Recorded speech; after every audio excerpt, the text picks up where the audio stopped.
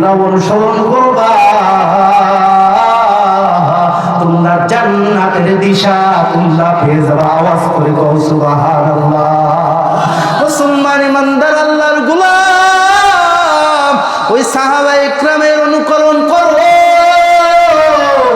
সাহাবায়ে ইকরামদের মতন ঈমানওয়ালা হও। সাহাবায়ে ইকরামদের মতন ঈমানওয়ালা যদি হইতে পারো, তাহলে মরতে বান্দা দেরি হবে, মালিকের জান্নাত পেতে দেরি হবে না। ওই পয়গম্বরের মেয়ে ফাতিমাতুজ জোহরা রাদিয়াল্লাহু তাআলা আনহা, ওই জান্নাতের সর্দারিনী, জান্নাতের মহিলাদের সর্দারিনী হযরতে ফাতিমাতুজ জোহরা রাদিয়াল্লাহু তাআলা আনহা, ওই জান্নাতের পয়গম্বরের কন্যা হযরতে ফাতিমা, দু জাহানের সম্রাটের মেয়ে ফাতিমাতুজ জোহরার ইন্তেকালের সময়, যেই দিন তিনি ইন্তেকাল করবেন জোহরের নামাজের পর, যেই দিন তিনি ইন্তেকাল করবেন সেই দিন তিনি রোজা ছিলেন। রোজা যেই দিন তিনি ইন্তেকাল করবেন তার আগের দিন তিনি স্বপ্নে দেখছিলেন। স্বপ্নের মধ্যে দেখে পয়গম্বর, তিনার স্বপ্নের মধ্যে আসছে গভীর রজনীতে হযরতে ফাতিমাতুজ জোহরা রাদিয়াল্লাহু তাআলা আনহার ঘরে পয়গম্বর অন্ধকারের ভেতরে কি যেন তালাশ করতেছে। পয়গম্বর যেন অন্ধকারের ভিতরে কি তালাশ করে। ফাতিমা স্বপ্নের মধ্যে ডাক দিয়ে কয়, আব্বা জান আপনি কি তালাশ করেন, কাকে তালাশ করেন? রাসূল ডাক দিয়ে বলে, মা আমি তোমাকেই তালাশ করতেছি একটা সংবাদ দেওয়ার জন্য। ও মুসলমান, এগুলো কিন্তু সব স্বপ্নের মধ্যে হইতেছে। আল্লাহর হাবিব বলে, মা আমি তোমাকেই তালাশ করতেছি একটা সংবাদ দেওয়ার জন্য। ফাতিমা ডাক দিয়ে কয়, আব্বা জান কি সংবাদ বলেন? পয়গম্বর বলে, মা আগামী দিন তো রোজার দিন, তুমি তো রোজা রাখবা, তোমার স্বামীর সাথে সেহরি করবা, আলীর সাথে সেহরি করবা, তোমার স্বামীর দস্তরখানে তুমি আগামী দিন সেহরি করবা। কিন্তু আগামী দিন রোজা শেষে তোমার আব্বা জানের সাথে জান্নাতের দস্তরখানে তুমি ইফতার করবা। জোরে জোরে কও সুবহানাল্লাহ। ফাতেমা আগামী দিন তুমি তোমার স্বামীর সাথে সেহরি করবা ঠিক, কিন্তু আগামী দিন রোজা শেষে তুমি আমার সাথে জান্নাতের দস্তরখানে ইফতার করবা। এগুলো যখন স্বপ্নের মধ্যে হযরতে ফাতিমা যখন স্বপ্নের মধ্যে এগুলো দেখলেন, হঠাৎ করে ওনার ঘুম ভেঙে গেল। তিনি বিচলিত হয়ে গেলেন, এটা আমি কি দেখলাম? যথা সময় সেহরির সময় যখন হয়ে গেল, হযরত আলী রাদিয়াল্লাহু তাআলা আনহু ঘুম থেকে উঠলেন। স্বামী স্ত্রী দুজনে মিলে সেহরি করতেছেন, কিন্তু হযরত ফাতিমা আলীর কাছে স্বপ্নের কথা আর বলে না, কারণ আলী যদি জানতে পারে তাহলে আর আলীর সেহরি খাওয়ার হবে না। হযরত ফাতিমা এটা খুব ভালো করে জানতেন। দুইজনে সেহরি করার পর হযরত আলী মসজিদে নববীতে ফজরের নামাজ পড়ার জন্য চলে গেলেন। হযরত ফাতিমা ঘরের কিনারায় যায় নামাজের মুসাল্লা তিনি বিছায়া, তিনি এবার ফজরের নামাজ পড়ে দ্রুত করে রান্নাঘরের মধ্যে তিনি চলে গিয়েছেন। রান্নাঘরের মধ্যে যাওয়ার পর একসাথে করে অনেকগুলা কাজ তিনি একসাথে শুরু করে দিয়েছেন। প্রথম কাজ তিনি শুরু করেছেন হযরতে হাসান হুসাইন রাদিয়াল্লাহু তাআলা আনহুমা, দুই শিশু বাচ্চা মানুষ, তাদের পরিধেয় যত কাপড় চোপড় ছিল সবগুলো হযরতে হাসান হযরতে ফাতিমাতুজ জোহরা তিনি সবগুলো একসাথে ভিজিয়েছেন ধৌত করার জন্য। অন্যদিকে এক পাতিলে পানি দিয়া, চুলার ভিতরে আগুন দিয়া অনেকগুলো পানি একসাথে গরম করতেছেন। আবার অন্যদিকে পানি আর আটা অনেকগুলা মিশায়া গুলায়া তিনি খামিরা তৈরি করতেছেন রুটি বানানোর জন্য। এমন তো অবস্থায় হযরতে আলী রাদিয়াল্লাহু মসজিদে নববীর থেকে ঘরে ঢুকলেন, ঘরের ভিতরে প্রবেশ করলেন, তাকায়া দেখে হযরত ফাতিমা তিনার জায়নামাজের মুসাল্লার মধ্যে নাই। হযরত আলী অবাক হয়ে গেলেন। হযরত আলী বলে, আমি তো আমার জীবনেও কোনোদিন দেখি না যে ফাতিমা ফজরের নামাজের পর ইশরাকের নামাজ না পড়ে জায়নামাজের মুসাল্লা ত্যাগ করেছে। এটা তো আমি জীবনেও কোনোদিন দেখি নাই। আজকে আরো ফাতিমা অসুস্থ মানুষ, কয়েকদিন যাবত প্রচন্ড পরিমাণে ফাতিমার জ্বর, এত জ্বর শরীর নিয়ে কেন আজকে ব্যতিক্রম ধর্মী কাজ করলো? কেন ফজরের নামাজ পড়ে ইশরাকের নামাজ না পড়ে সেটাই নামাজের মুসাল্লা ত্যাগ করেছে? কোন একটা কারণ হবে অবশ্যই। হযরত আলী রাদিয়াল্লাহু তাআলা আনহু ফাতিমাকে তালাশ করতেছেন, খুঁজতে খুঁজতে তাকা দেখে ফাতিমা রান্নাঘরের মধ্যে আছে ঠিক, কিন্তু অনেকগুলা কাজ নিয়ে ব্যস্ত। হযরত আলী ডাক দিয়ে বলে, ফাতিমা তোমাকে তো আমি জীবনেও কোনোদিন দেখি নাই যে ফজরের নামাজ পড়ার পর তুমি যাই নামাজের মুসাল্লা ইশরাকের নামাজ না পড়ে তুমি ত্যাগ করেছে, এটা আমি কোনোদিন দেখি নাই। হে মুসলমান ইমানদার, এই যুগে বলা বাহুল্য কতজন মহিলা পাওয়া যাবে আপনাদের এই এলাকায় যে তারা ইশরাকের নামাজ চেনে, ইশরাকের নামাজ বোঝে, বা কয়জনই বা ইশরাকের নামাজ পড়ে? সর্বসাধারণের কথাই বাদ দিলাম, আলেমদের বউরাই বা কয়জন ইশরাকের নামাজ পড়ে? কিন্তু হযরত আলী রাদিয়াল্লাহু তাআলা আনহু ফাতিমাকে ডাক দিয়ে বলে, ফাতিমা তোমাকে তো আমি কোনোদিন আমার জীবনেও দেখি নাই যে ফজরের নামাজ পড়ে ইশরাকের নামাজ না পড়ে যায় নামাজের মুসাল্লা ত্যাগ করতে। আজকে তুমি আবার অসুস্থ মানুষ,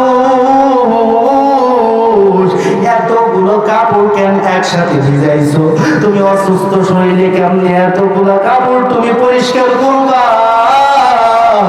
ও ফাতিমা, এতগুলো পানি কেন একসাথে তুমি জল দিতেছো? ও ফাতিমা, অসুস্থ মানুষ তুমি এতগুলো পানি কেন একসাথে জল দিতেছো? এতগুলো রুটি কার জন্য বানাইতেছো? আমরা সবাই মিলে 3 দিন ধরে যদি এই রুটি খাই, তারপরেও তো ফাতিমা এই রুটি গুলা খাওয়া শেষ হবে না। কেন এতগুলো রুটি তুমি বানাইতেছো? হযরত ফাতিমা ডাক দিয়ে বলে, আলী ও স্বামী আমার, আজকে রাত্রে আমি এমন একটা স্বপ্ন দেখেছি। হযরত আলী বলে, ফাতিমা কি স্বপ্ন দেখেছো বলো? গভীর রজনীতে আব্বাজান স্বপ্নের মধ্যে আমার ঘরের ভিতরে ঢুকছে, অন্ধকারের মধ্যে কি যেন আব্বাজান তালাশ করতেছে। যখন তালাশ করতেছে আমি জিজ্ঞাসা করলাম, আব্বাজান অন্ধকারের ভিতরে আপনি কি তালাশ করেন, কাকে তালাশ করেন? আব্বাজান ডাক দিয়ে বলে, মা আমি তোমাকে তালাশ করি একটা সংবাদ দেওয়ার জন্য। ফাতিমা বলে, আমি জানতে চাইলাম কি সংবাদ? আব্বাজান বলে, মা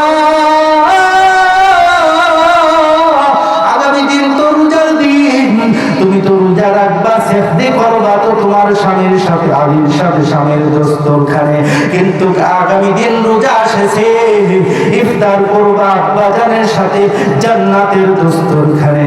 এই কথা বলে আব্বাজান আমার স্বপ্নের মধ্য থেকে চলে গিয়েছে। হযরত আলী রাদিয়াল্লাহু তাআলা আনহু যখন এই স্বপ্ন তিনি শুনতে পেরেছেন, তিনি অঝর ঝরাই কান্না করতেছেন। হযরত আলীর আর বুঝতে বাকি নাই যে ফাতিমার এই খাপ রুহিয়ায় শয়তানি হইতে পারে না। ফাতিমার এই খাপ রুহিয়ায় রহমানি, এটা আল্লাহর পক্ষ থেকে দেখানো একটা খাপ, এবং রাহমাতুল লিল আলামিনের আকৃতি শয়তান ধারণ করতে পারে না। স্বপ্নের মধ্যে যে পয়গম্বর ফাতিমার ঘরে আসছে একটা সত্য, ফাতিমার ইন্তেকাল হয়ে যাবে। যদি ইন্তেকাল না হইতো তাহলে আব্বাজানের সাথে জান্নাতের দস্তরখানে তিনি ইফতার করতে পারতেন না। হযরত আলী রাদিয়াল্লাহু তাআলা আনহু তিনি অশ্রু ঝরায় কান্না করতেছে। হযরত আলী ফাতেমার স্বামী তো ওরে স্বামী স্ত্রীর ভিতরে তো গভীর সম্পর্ক থাকে, গভীর মহাব্বত থাকে। আর বিশেষ করে হযরত ফাতেমার আলীর ভিতরে মহাব্বতটা ছিল অন্যরকম। হযরত আলী রাদিয়াল্লাহু তাআলা আনহু ফাতেমাকে এমন ভাবে ভালোবাসতেন, হযরত আলী তিনার কলিজার টুকরার চেয়েও ফাতেমাকে বেশি ভালোবাসতেন। তার প্রমাণ হইল ফাতেমা যখন ইন্তেকাল হয়ে গিয়েছে, ইন্তেকালের উপরে হযরত আলী রাদিয়াল্লাহু তাআলা আনহু ম্যাক্সিমাম টাইমে তিনি ফাতেমার কবরের কাছে গিয়ে গিয়ে কান্না করতেন আর সন্ত্র আকারে আবৃত্তি করতেন। হাবিবুল গাবা নাইনি ওয়া জিসমি ওয়া মিন কলবি হাবিবি লা ইয়ারিবু হাবিবুল লাইসা ইয়াদিলুহু হাবিবুন আমার সাওয়াহু ফি কলবি নাসিবু। ও বন্ধু, তুমি আমার থেকে আড়াল হয়ে গিয়েছো, অদৃশ্য তুমি হয়ে গিয়েছো কথা ঠিক, তুমি আমার শরীর থেকে আমার চক্ষু দৃষ্টি থেকে তুমি আড়াল হয়ে গিয়েছো ঠিক, কিন্তু তুমি আমার হৃদয় থেকে আড়াল হতে পারে নাই। ও বন্ধু আমি আমার এক সেকেন্ডের জন্য তোমাকে আমি ভুলে থাকতে পারি না। জোরে জোরে গাও সুবহানাল্লাহ। হাবিবুল গাবা নাইনি ওয়া জিসমি ওয়া মিন কলবি হাবিবি লা ইয়ারিবু হাবিবুল লাইসা ইয়াদিলুহু হাবিবুন ওয়া মা সাওয়াহু ফি কলবি নাসিবু। হযরত আলী রাদিয়াল্লাহু তাআলা আনহু তিনি অশ্রু ঝরায় চোখের পানি ছেড়ে দিয়ে দিয়ে কান্না করতেছেন। হযরত আলীর কান্না দেখে ফাতেমা নিজেকে বরদাস্ত করতে পারলেন না, তিনি কন্ট্রোল হারিয়েও তিনি কান্না শুরু করে দিয়েছেন। হযরত আলী তার স্বামীর হাত ধরে ধরে কান্না করতেছে, স্ত্রী তার স্বামীর হাত ধরে ধরে কান্না করে। দুইজনই যখন কান্না করে এমত অবস্থায় বাইরে খেলাধুলারত অবস্থায় ছিল হযরত হাসান হুসাইন রাদিয়াল্লাহু তাআলা আনহুমা আজমাইন। দুইজন যখন শিশু বাচ্চা বাইরে খেলাধুলারত অবস্থায় ছিল, ঘরে ঢুকে দেখে আব্বা যেন কান্না করে, মাও কান্না করে, দুইজন কান্না করে। হাসান হুসাইন শিশু বাচ্চা মানুষ, তারা অবাক হয়ে গেলে কিছুই তো বুঝতে পারলাম না, কিছুই তো জানতে পারলাম না। হাসান হুসাইন দুইজনে বাবার কাছে গেলেন, ও বাবা কেন কান্না করো? বাবা কোনো জবাব দেয় না। এবার চলে গেলেন মায়ের কাছে, মা কেন কান্না করো? মাও কেন জবাব দেয় না। একবার আব্বা জানের কাছে যায়, বাবাও কোনো জবাব দেয় না। মার কাছে যাও, মাও কোনো জবাব দেয় না। এইভাবে একবার বাবার কাছে একবার মার কাছে কোনো উত্তর পাই না। হাসান হুসাইন রাদিয়াল্লাহু তাআলা আনহুমা দুইজন যখন বেশি বিরক্ত করে ফেলছিল, ফাতেমা ডাক দিয়ে বলে, বাবারা তোমরা তোমার নানাজির কাছে চলে যাও, আমাদেরকে বিরক্ত করিও না। হাসান হুসাইন দুইজনই ছিল নানার পাগল। নানার কথা শোনা মাত্রই চলে গেলেন নবীজির কবরের সামনে গিয়া হাসান হুসাইন রাদিয়াল্লাহু তাআলা আনহুমা দুইজনই পয়গম্বরের কবরের উপরে চেপে বসছেন। ওরে হাসান হুসাইন রাদিয়াল্লাহু তাআলা আনহুমা, পয়গম্বরের কবর তো এইটা। ওরে পয়গম্বর জীবিত থাকা অবস্থায়, পয়গম্বর নামাজরত অবস্থায়, যখন পয়গম্বর নামাজরত অবস্থায় থাকতেন, হাসান এক কাঁধে চেপে বসতো, হুসাইন আর এক কাঁধে চেপে বসতো। হাসান হুসাইন দৌড়ে গিয়ে নবীজির কবরের উপরে চেপে বসছে। নাতিরা ভিতর থেকে কথা বলে, নানা ভিতর থেকে কথা বলে, নাতিরা উপর থেকে উত্তর দেয় আর শোনে। ভিতর থেকে নানাই কথা বলে, নাতিরা শুনতে পাই। জোরে জোরে কও সুবহানাল্লাহ। মিয়া শেখ মাশুক চরমজিস কিরামান কাতিবিনা খবর নিস। ওরে পয়গম্বরের কবর জিয়ারত করার জন্য শত শত উম্মত শত শত সাহাবীরা পয়গম্বরের কবর জিয়ারত করতেছে।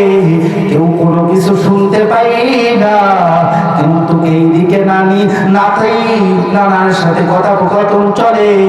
নানার কথা নাতি শোনে, নাতির কথাই নানাই শোনে, কেউ অন্য কেউ শুনতে পাই না। নানার কথাই নাতি শুনতে পায়, নাতির কথাই নানা শুনতে পায়। হাসান হুসাইন রাদিয়াল্লাহু তাআলা আনহুমা যখন তিনারা দুইজন পয়গম্বরের কবরের উপরে চেপে বসছে, পয়গম্বর ডাক দিয়ে বলে, হাসান হুসাইন, ও আমার নাতিরা, তোমরা এই মুহূর্তে কেন তোমরা আমার কবরের কাছে আসছো? কেন তোমরা এই জায়গায় আসছো? হাসান হুসাইন ডাক দিয়ে বলে, দাদা,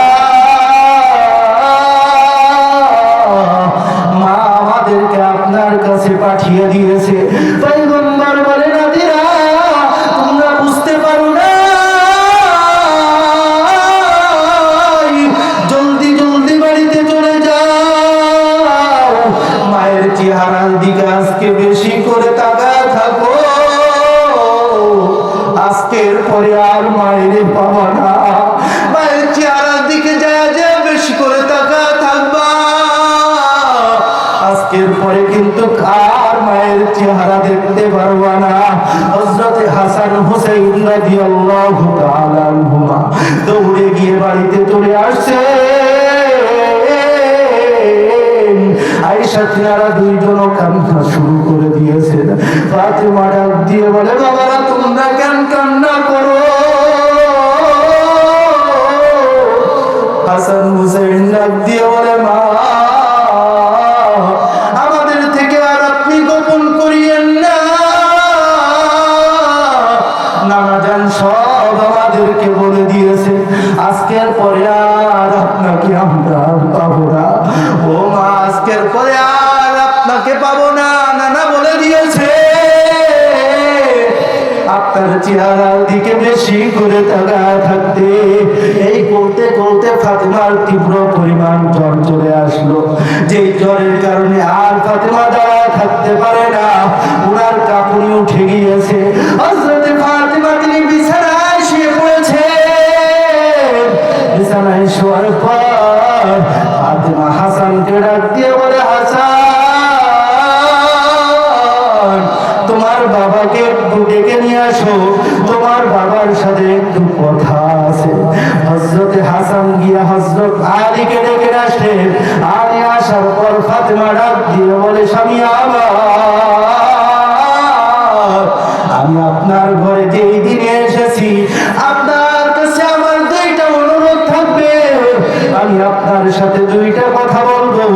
আপনার ঘরে আমি যেই দিনে স্ত্রী হিসেবে এসেছি, ও স্বামী আমার, আপনার ঘর তেমন ভাবে তেমন আপনার হক আপনি আদায় করতে পারি নাই, তেমন কোনো খেদমত আপনার করতে পারি নাই। ও স্বামী, কাল কিয়ামতের ময়দানে আপনি যদি আল্লাহর দরবারে আমার বিরুদ্ধে আল্লাহর আদালতে মামলা দায়ের করেন, তো আমি কন্যার কারণে রহমাতুল লিল আলামিন শত শত মানুষের, লক্ষ লক্ষ মানুষের সামনে আমার বাবা লজ্জিত হবে, নিন্দিত হবে। আমি কন্যা চাই না, আমি কন্যার কারণে আমার বাবা লজ্জিত হোক, নিন্দিত হোক। ও স্বামী, বেঁচে থাকতেই আপনার হাত ধরি। ও স্বামী আমার, আপনি আমাকে মাফ করে দিবেন কিনা বলেন না। স্বামী আর কন্ট্রোল করতে পারেন নাই নিজেকে। হযরত আলী রাদিয়াল্লাহু তাআলা আনহু হঠাৎ করে গিয়া ফাতেমার হাতটাকে চেপে ধরেছে। ডাক দিয়ে বলে, স্ত্রী আমার, আমি তো তোমার কোনোভাবে তোমার উপযুক্ত ছিলাম না। যেই দিন তোমাকে আমি আমার ঘরে স্ত্রী হিসেবে নিয়ে এসেছি, সেই দিন থেকে তোমাকে একবেলাও ঠিক মতো তোমাকে আমি পেট ভরে খানা খাওয়াইতে পারি না। নাই। ও স্ত্রী আমার, যেই দিন তোমাকে আমি আমার ঘরে নিয়ে এসেছি, ঠিক মতো একটা ভালো কাপড় তোমাকে পরাইতে পারি নাই। ও ফাতেমা, তোমাকে তো আমি একটা ভালো বিছানায় শোয়াইতে পারি নাই। ও ফাতেমা, তোমার তো আমি কোনোভাবেই উপযুক্ত ছিলাম না। তুমি তো দো জাহানের সম্রাটের মেয়ে, আমি তো কোনোভাবেই তোমার উপযুক্ত ছিলাম না। তুমি রাহমাতুল লিল আলামিনের কন্যা, তুমি জান্নাতের মহিলাদের সর্দারিনী ফাতেমা। তোমার যেই পরিমাণে খেদমত করা দরকার ছিল, আমি তেমন কোনো খেদমত তোমাকে করতে পারি নাই। তোমার যেই পরিমাণ হক আদায় করা দরকার ছিল ফাতেমা, আমি তেমন কোনো হক তোমার আদায় করতে পারি নাই। কাল কিয়ামতের ময়দানে আল্লাহর আদালতে আমার বিরুদ্ধে তুমি মামলা করবা কিনা? ও ফাতেমা, জীবিত থাকতেই তুমি আমাকে মাফ করে দিয়ে যাও। ফাতেমা, তুমি আমাকে মাফ করে দিয়ে যাও। স্বামী তার স্ত্রীর হাত ধরে কান্না করে, স্ত্রী তার স্বামীর হাত ধরে ধরে কান্না করে। কিন্তু এই যুগে দেখা যায় স্বামী স্ত্রীর মধ্যে মিল মোহাব্বত নাই। সারাদিন বাড়ির ভিতরে স্বামী স্ত্রীর ঝগড়াঝাটি মারামারি লেগেই থাকে। অথচ রাহমাতুল লিল আলামিনের কন্যা, দো জাহানের সম্রাটের মেয়ে, মৃত্যুর সময় স্বামীর হাত ধরে ধরে কান্না করে, স্বামীর কাছে মাপ চায়, স্বামী তার স্ত্রীর কাছে মাপ চায়। হযরতে ফাতিমা রাদিয়াল্লাহু তাআলা আনহা আলীকে ডাক দিয়ে বলে, আলী, আপনার কাছে আমার আরেকটা অনুরোধ। আমি তো মৃত্যুবরণ হয়ে যাব, আমার তো ইন্তেকাল হয়ে যাব অল্প কিছুক্ষণের মধ্যে। কারণ আব্বাজান বলেছেন ওই ইফতার করতে হবে আব্বাজানের সাথে জান্নাতের দস্তরখানে। তার মানে আমার ইফতারের আগে মৃত্যু হয়ে যাবে।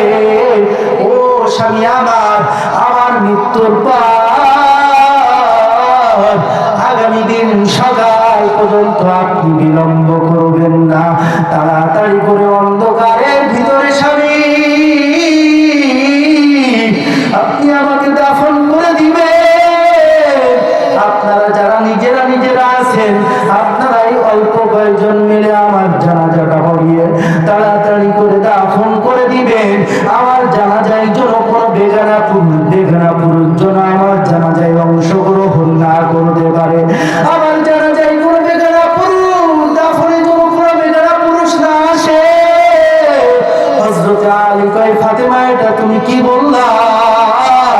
তুমি তো জাহানের সর্দারের, তুমি তো জাহানের সম্রাটের মেয়ে ফাতেমা। তোমার মৃত্যুর খবর শুনলে পরে ঝাঁকে ঝাঁকে মানুষ তোমার দাফন কাফনে অংশগ্রহণ নিতে চাইবে। শত শত মানুষ তোমার জানাজায় অংশগ্রহণ নিতে চাইবে। এটা তুমি কি বললা ফাতেমা? ফাতেমা ডাক দিয়ে বলে, স্বামী, আপনি বুঝতে পারলেন না, আমার যখন জানাজার জন্য খাটিয়ায় করে আমাকে নিয়ে যাবে, ওই যে আমাকে শুয়ে রাখবে, আমার শোয়া শরীরটা, আমার লাশটাকে তো যারা আসবে তারা তো আমার লাশটাকে দেখতে পারবে।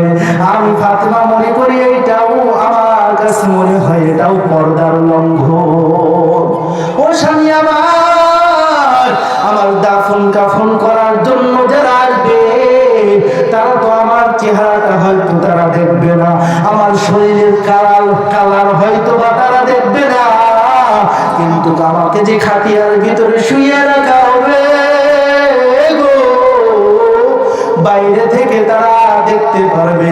আমিও যদিও কাফনের কাপড়ের মধ্যে মোড়ানো থাকবো, কিন্তু মানুষের একটা ধারণা হবে যে রাহমাতুল লিল আলামিনের কন্যা এতটুকু লম্বা ছিল, এতটুকু খাটো ছিল, এতটুকু মোটা ছিল, এতটুকু হালকা ছিল। ও স্বামী আমার, আল্লাহর আদালতে কিয়ামতের ময়দানে যখন আল্লাহ তাআলা আমার কাছে জিজ্ঞাসা করবে,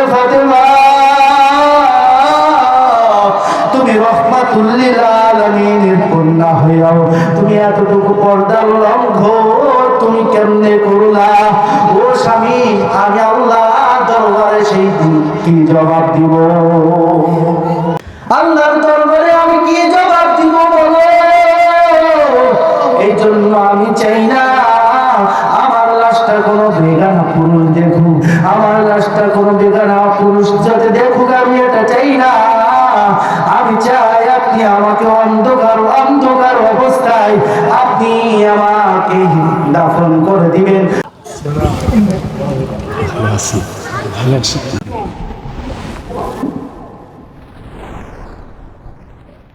শরীর ভালো আছে? জি আলহামদুলিল্লাহ।